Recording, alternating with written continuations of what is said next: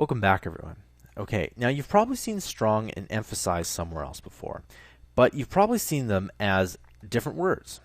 Okay, and so what we can do is we can actually type in a B, and that makes it bold, which is pretty much the same as, strong. Just going to type in B there. It's pretty simple.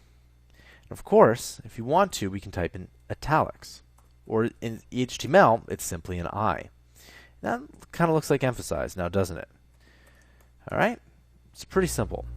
So bold and italics. And what else do you think works here? You've probably seen this somewhere. Underline. And what do you think that is? Pretty much, it's a U.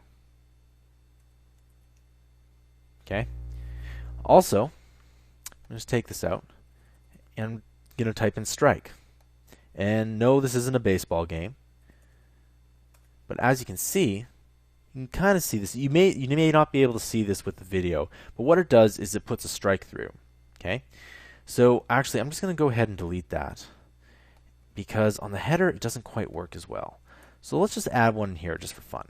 Put a strike through, and as you can see, there's a line through that. So that's what the strike through does. So that's some more text editing that you can do. I'll see you guys in the next